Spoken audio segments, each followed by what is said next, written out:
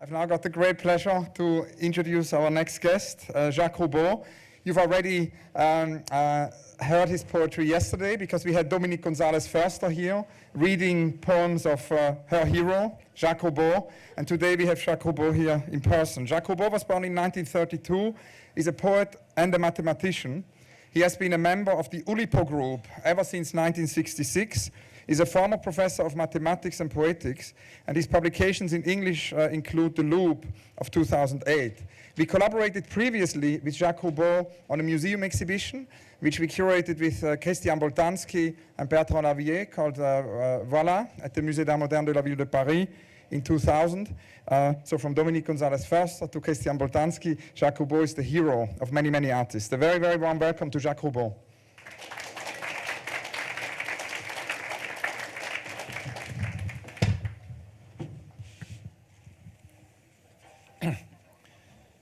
Correspondence. I've just received your last letter and I reply immediately. You ask me if I have received your last letter and if I intend to reply. Please let me point out that you having sent your last letter makes the letter you previously sent no longer the most recent.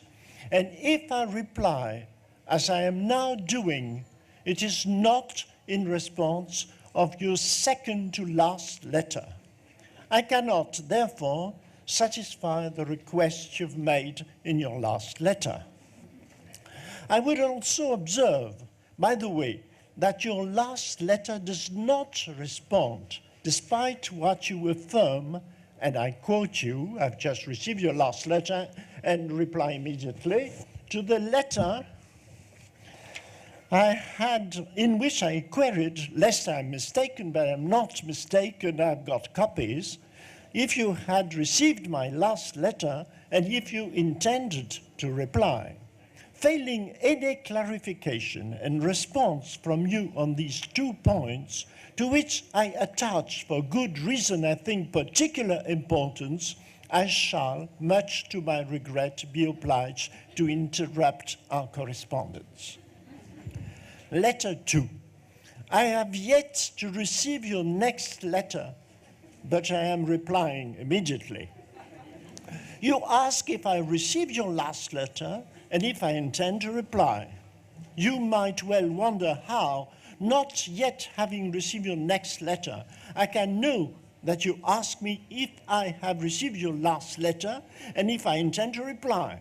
The answer is simple. All of your letters, and this one will be your 317th, I have them all, as well as copies of all of mine, begin thus. Have you received my last letter? If so, and I would be quite surprised if you had not yet, though should that be the case, do let me know, do you intend to reply? That's how you began your very first letter to me. That's how you began to your second letter, your third letter, and so on, until your last letter, which is the 316th. Reasoning by induction, I have deduced that your next letter will begin like the preceding ones. Consequently, I consider myself authorized to reply to it as if I had received it by now.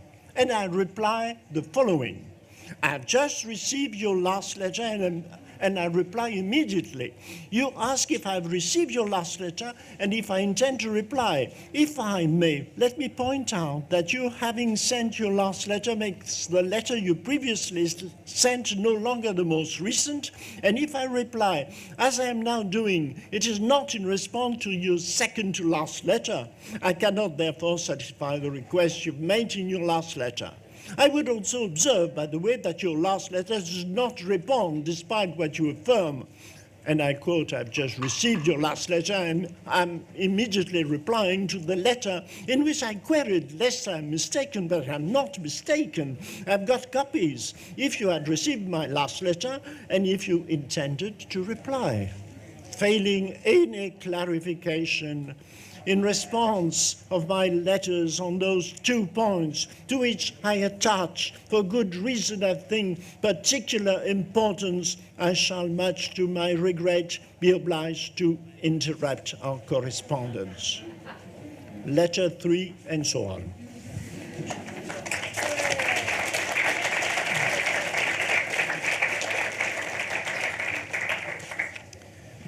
In 1942, my grandmother, we were living in the south of France, occupied by the Germans, decided to go to America to meet her youngest daughter living there. At that time, the United States were not at war with Vichy, with the French government. So she took a steamer and went to America. She crossed Spain and then went to there and came back. When she came back, she came to see us in the south of France, in Carcassonne, and she made a tale about her trip in America. And what was very interesting was that she described something that was wonderful, and it was her breakfast in America. At that time, we had not much to eat, and in fact, I remember very well her describing orange juice. Of course, we have never heard of orange juice at that time, so it looked absolutely wonderful. I think I've never drank a better orange juice than the one that my grandmother described to my brother, sister, and I. So we decided that after the war, we would go to America to drink orange juice. But of course, how to go to America? We wouldn't take planes, because planes were things that was sending bombs on our heads. So we would go to America by steamliner. Steamliner. I think it doesn't exist anymore, but it was very important at the time. So I've written a poem in memory of my grandmother. The Steamliner. The steamliner climbed to the 5th floor and cried, "Toot, toot, toot." The moon did not reply. The steamliner climbed to the 6th floor and cried, "Toot, toot, toot." The moon did not reply. The steamliner climbed to the 9th floor and cried, "Toot, toot, toot," and the moon did not reply. Steamliners do not sail from floor to floor. Steamliners sail the seas and the ocean. They go on seas and they cry, "Toot, toot, toot, toot, toot, toot, toot, toot, toot." And the moon does not reply. Well,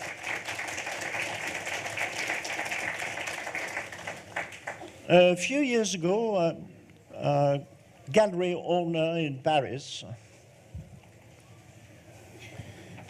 phoned me and told me that he didn't know me, but someone had told him that I was the man to do a work with one of the artists of his gallery, called On Kawara. Maybe some of you know On Kawara. On Kawara is a Japanese artist, and every day he paints the date of the day. So 9 of October 9, 2009, and things like that. So always the same painting with what changes the date. And of course, you can find those paintings in all the galleries in all the museums of the world, and it's very expensive to buy one. If you want to buy the date of your birthday or of your mother's birthday, it's very expensive. So, That's not the only thing that Onkarawara does. For instance, he works a lot, and every day he writes to his friends a postcard, always with the same text, "I'm still alive." It's very interesting. So I met Onkarawara at the gallery's place, and we discussed what could I do.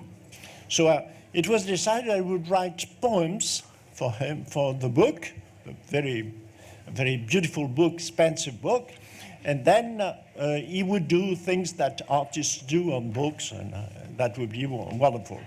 So I worked, and before going away, I asked him, what should I talk about in those poems? And he looked at me and said, time. So after the summer, we met again. Of course, I was speaking in French English, and he in Japanese English, in Nippo English. But we managed to understand each other. So he took my poems and said, I do not understand French, so I'm like a blind man in front of those poems.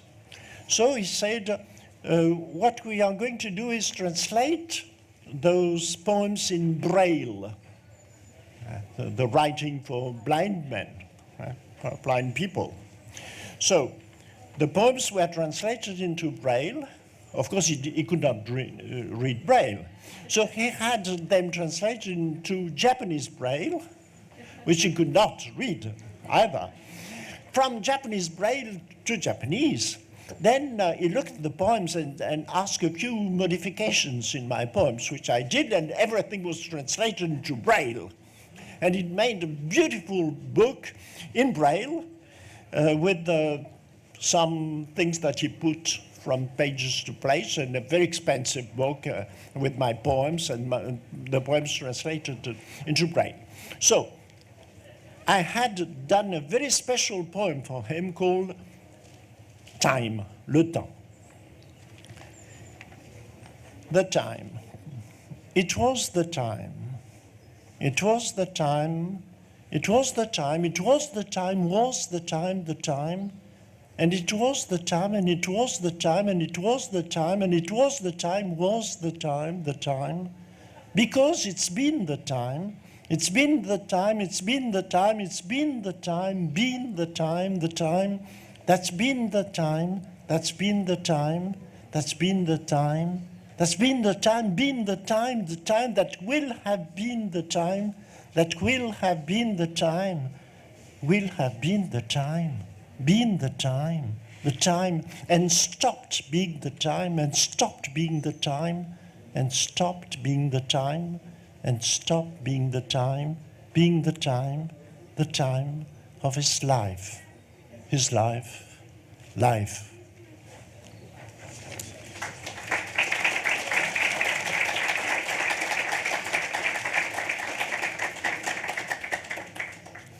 I write poetry in French, and I would very much like that everyone in the world could read my poems, but they are written in French, so that's a big problem. I go to Finland, nobody understands my poems. I go to Tokyo, it's the same. So after a while I decided to write at last one poem that it would be quite easy to understand for everyone. Because in most languages, it's possible to count. You need only two numbers to do everything. Computers do everything with two numbers. So I decided to write a poem using only 0 and 1. 0, 1.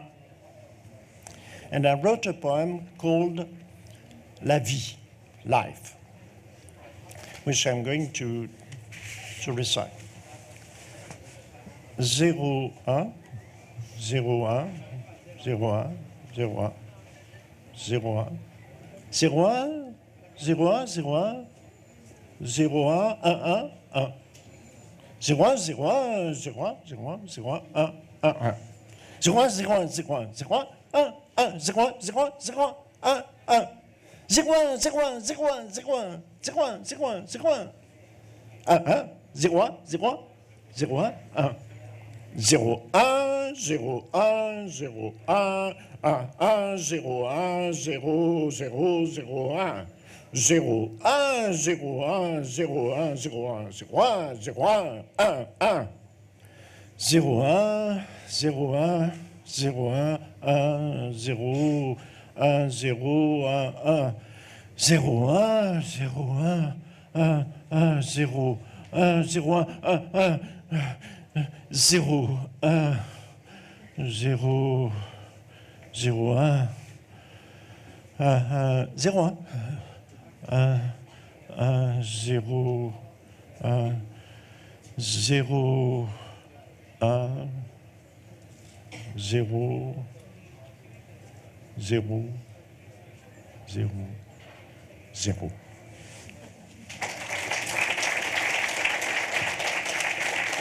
Thank you.